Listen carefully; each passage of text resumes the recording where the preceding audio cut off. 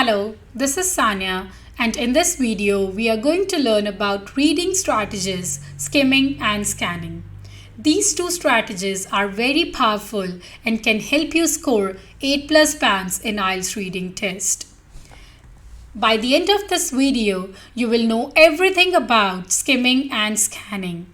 The questions we are going to cover up in this video are when to use these strategies, that means ये strategies को हम किस situation में use करेंगे. Next question we are going to answer in this video is what are these strategies? ये strategies होती क्या हैं? The other thing we are going to answer in this video is why to use these strategies. Reason क्या है इन strategies को अपने IELTS reading test में use करने का. And the last thing we are going to cover up is how to use these strategies. कि इन strategies को अपने IELTS reading test में हम कैसे use कर सकते हैं. So hopefully by the end of this video you will know everything about skimming and scanning and you will be able to find answers quickly and efficiently with the help of these two techniques. So the first question is when to use these strategies. कि इन strategies को हम किस situations में use कर सकते हैं. सबसे पहली situation है when you don't have enough time to read the entire passage. कि अब आपके पास इतना टाइम नहीं बचा है कि आप सारा का सारा पैसेज पढ़ के अपने क्वेश्चंस को आंसर कर सकें. So at that point of time you use skimming and scanning to find your answers quickly and efficiently. The next situation is when all the parts of the passage are not relevant to the question you want to answer. That means कि जो आपने question को answer करना है उसको पढ़ने के लिए सारे पार्ट्स जो हैं पैसेज के वो पढ़ने की ज़रूरत नहीं है because they are not useful for that. वो इतने यूज़फुल नहीं है. आप सिर्फ उसी पार्ट को पढ़ेंगे जिसमें से आपको आंसर मिल सकता है. So at that point of time you use skimming and scanning. What is skimming actually? Skimming होता क्या है? Skimming means you are fast reading the text to get the general idea of the passage. हम अपने text को जल्दी से पढ़ने की कोशिश करते हैं ताकि हमें आइडिया हो सके कि ये पैसेज किस बारे में है, इसके मेन पॉइंट्स क्या हैं, इसका ओवरव्यू क्या है या इसकी मेन थीम क्या है. So what does skimming actually look like? होता क्या है जब आप स्किमिंग करते हैं? Your eyes are running along the page. आपकी आइज़ जो हैं वो सारे पेज को स्किम करने की कोशिश करती है जल्दी से और you are choosing what you want to read. आप खुद चूज़ कर रहे होते हैं कि आपने किस चीज़ को पढ़ना है अपने क्वेश्चन को आंसर करने के लिए. And while you are skimming the text you are getting the general idea of the passage. जब आप स्किम कर रहे होते हैं आपको जनरल आइडिया हो रहा होता है साथ में कि ये पैसेज किस बारे में है. This is exactly the same thing you do on the social media और ऑन द इंटरनेट. आपने बहुत बार देखा होगा जब भी आप इंटरनेट से कोई भी इन्फॉर्मेशन रिट्रीव करने की कोशिश करते हैं, कोई भी इन्फॉर्मेशन लेने की कोशिश करते हैं. सो what you do is you open the tab. आप जो वेबसाइट ओपन करते हैं तो आप सारा का सारा नहीं पढ़ते हैं. आपको डेफिनेटली आपको पहले से पता होता है okay this is what I want to know, ये इन्फॉर्मेशन मुझे जाननी है. तो आप सीधा उसी पार्ट पे पहुंच जाते हैं जिस आंसर को आप ढूंढना चाहते हैं. आप सारा का सारा पैसेज नहीं पढ़ते हैं. आप अपनी आइज़ को पूरे पेज पे घुमाते हैं and you come to the part जिसमें से आपको वो आंसर मिल सकता है and then you try to answer your question. So this is the same thing which you do in your everyday life while you are surfing on internet or you are using the social media. Now, what do you look for while you are skimming? You look for keywords. आप keywords को देखते हैं. You look for bold words, italicized words, headings, titles, subheadings, first and last line of each paragraph, first and last line of each passage, images, captions and footnotes. आप इन चीज़ों को go through होते हैं जब भी आप स्किम कर रहे होते हैं to get the general idea of the passage. क्यों यूज़ करना चाहिए skimming? The question is why use the skimming. So we use this strategy to save our time. अब अपना टाइम को सेव करने के लिए और अपने आंसर्स को एफिशिएंटली पिन पॉइंट करने के लिए कि हम जल्दी से ढूंढ सकें कि हमारा आंसर कहाँ होगा, इसीलिए हम स्किमिंग को यूज़ करते हैं. Next, how you can practise skimming for your IELTS test. जब आप प्रैक्टिस करते हैं रीडिंग टेस्ट को, तो आपने स्किमिंग को कैसे प्रैक्टिस करना है? What you try to do is you try to read 100 words in 20 seconds. आपको प्रैक्टिस करना है कि आप 20 सेकेंड्स के अंदर 100 वर्ड्स को पढ़ लें। बेसिकली एक पैराग्राफ 100 वर्ड्स का होता है। So what you try to do is कि एक पैराग्राफ को मैंने 20 सेकेंड्स में ही गो थ्रू करना है। I want to get the general idea of that part of the passage in 20 seconds. और जब आप एक्चुअल टेस्ट में भी परफॉर्म करेंगे, अगर आपने प्रैक्टिस किया होगा, you will be easily able to read 100 words in 30 seconds at that point of time। और ये आपको बहुत हेल्प करेगा अपने आइल्स के रीडिंग टेस्ट को अच्छा स्कोर करने के लिए, और उसके क्वेश्चंस को एफिशिएंटली आंसर करने के लिए और जल्दी से आंसर करने के लिए।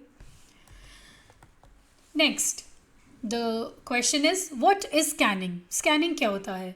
Scanning basically is similar to skimming, but the only difference is इसमें आपको पता होता है कि आप किस चीज़ को ढूंढ रहे हैं। You are looking for the specific details. आप उस टाइम पे स्पेसिफिक डिटेल्स को ढूंढ रहे होते हैं। फॉर एग्जांपल, आपके क्वेश्चन में किसी इंसान के नाम को पूछा गया है, so you are looking for a name.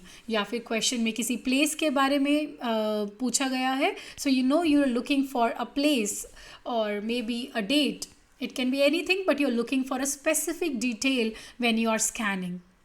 And इस टाइम पे आप बहुत कम रीड कर रहे होते हैं और ज़्यादातर स्कैन कर रहे होते हैं। You are trying to find the word basically.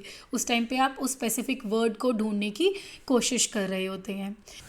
Let's try this example to see how skimming and scanning works for your reading test. So, if you want to get into the practice of skimming and scanning the reading passages, first what you have to do is you have to try to read at least 100 words in 30 seconds. So you can set up a timer and try to read one paragraph which basically consists of 100 words or close to 100 words, and you can read it. आपको क्या करना है? एक paragraph read करना है जो कि 100 words के आसपास हो सकता है विद इन 30 सेकेंड्स, और यही प्रैक्टिस करनी है बार बार अपने रीडिंग टेस्ट को करने में, ताकि आपकी रीडिंग स्किल्स इम्प्रूव हो सके, आपकी स्किमिंग इम्प्रूव हो सके। सो स्किमिंग और स्कैनिंग को यूज़ करके हम जो ये तीन क्वेश्चन दिए हुए हैं हम इनको सॉल्व करने की कोशिश करेंगे।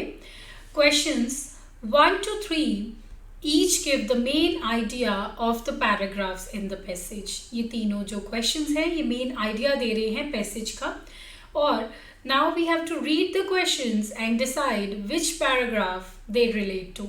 हमें देखना है कि ये जो main idea है ये किस paragraph को belong करते हैं। और इस क्वेश्चन को आंसर करने के लिए we will not read the entire passage। हम सारा passage नहीं पढ़ेंगे। हम क्या करने वाले हैं? We are going to do skimming। और स्किमिंग में हम क्या रीड करते हैं? We read the keywords, we read bold words, we read footnotes, we read captions, we read the first and last line of each paragraph, we read the first and last line of each passage। So this is what we basically do when we are skimming। तो अगर अभी हमें paragraph, ये जो paragraphs हैं इसके main idea को ढूंढना है, तो हम क्या करेंगे? इस पैराग्राफ की फर्स्ट लाइन और लास्ट लाइन को पढ़ेंगे ताकि हमें आइडिया हो सके कि ये पैसेज किस बारे में है। So let's read the first line of this paragraph. The diets of children have changed dramatically over the last century due to the effect of technologies such as improved transport, canning and refrigeration। और last line पढ़ के देखते हैं। Before World War I, the meals of children and adults alike would typically consist of vegetables, large amount of bread, soup, small amount of meat। तो मुझे idea हो गया कि इसमें किस बारे में बात हो रही है। इस पैराग्राफ में they are talking about the changes in the diet of children। किसकी वजह से हो रही है? टेक्नोलॉजी की वजह से हो रही है। And in the last line they are talking about कि पहले क्या डाइट होती थी उनकी। सो इन तीनों में से किस क्वेश्चन को हम आंसर कर सकते हैं? Let's see. फर्स्ट क्वेश्चन में क्या हो रहा है? A comparison of children now and in the past, कि बच्चों का कंपैरिजन हो रहा है। तो बच्चों का कंपैरिजन तो इस पैराग्राफ में बात नहीं हुई है। Next, different hypothesis for the changes in weight changes के बारे में बात यहाँ पे नहीं हुई है। A list of factors that brought about changes in our diet.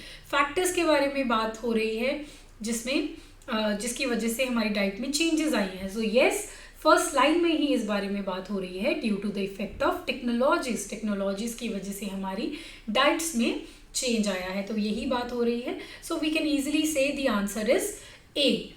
सो हमने पूरा पैसेज रीड नहीं किया, we just went through the first and last line और हमें स्किमिंग के थ्रू ही अपना आंसर मिल गया है. Next we will read the next paragraph. Imagine a 12-year-old Australian boy from 1970 standing next to a 12-year-old boy from 2010. अब 12 साल का लड़का है जो 1970 में बॉर्न हुआ है और एक 12 साल का लड़का है जो 2010 में है. सो इन दोनों के बारे में कंपैरिजन हो रहा है. So they are comparing two children from now and in the past. तो आज के ज़माने और पहले के ज़माने के बच्चों को कंपैरिजन हो रहा है. सो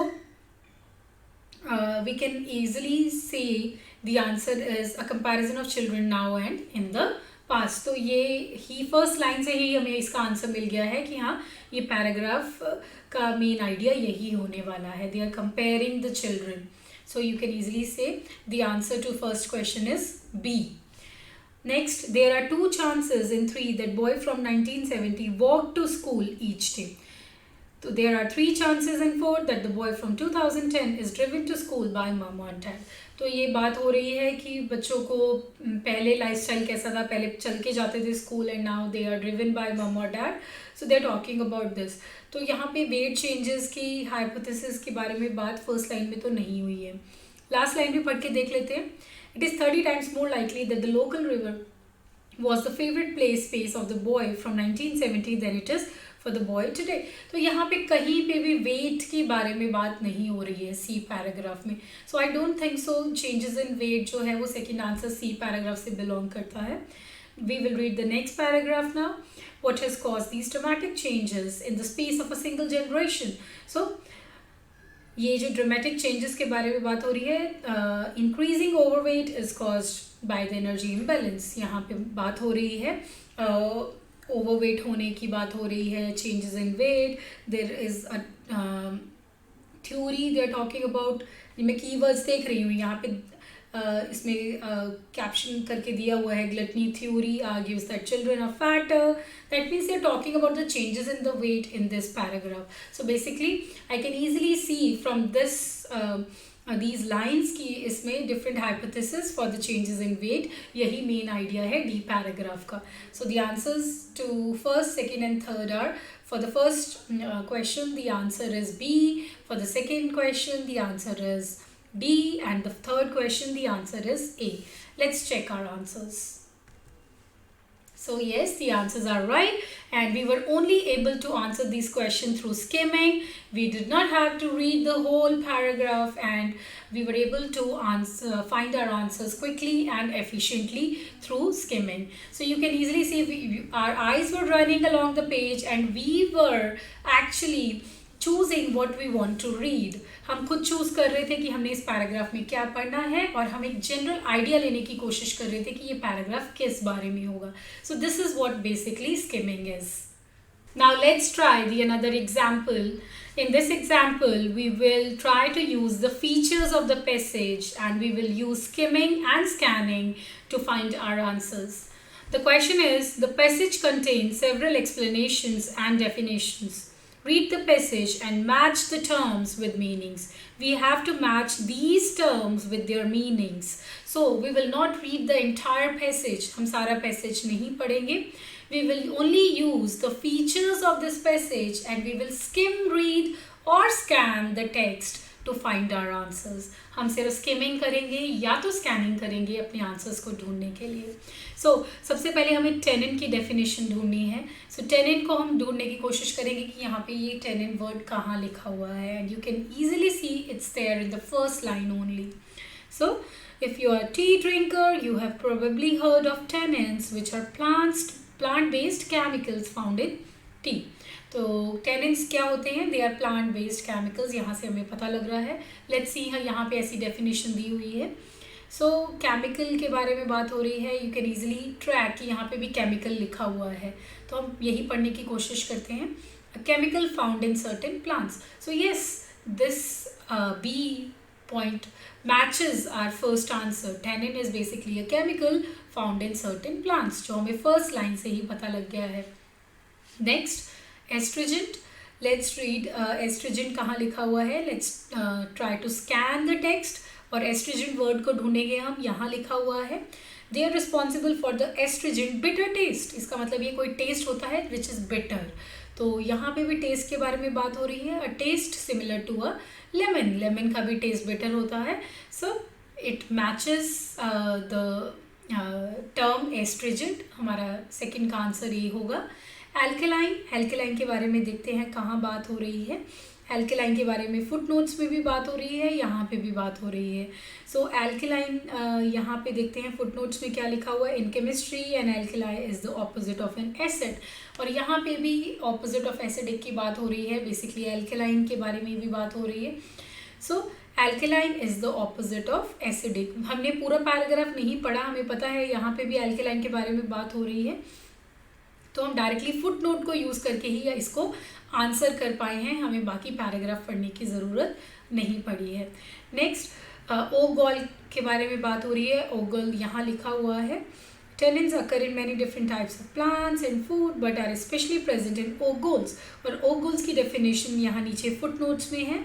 abnormal growths on oak trees, कि ये एबनॉर्मल ग्रोथ होती है ओक ट्रीज के ऊपर, और यहाँ पे भी एक लिखा हुआ है एफ पॉइंट है a problem found on a type of tree.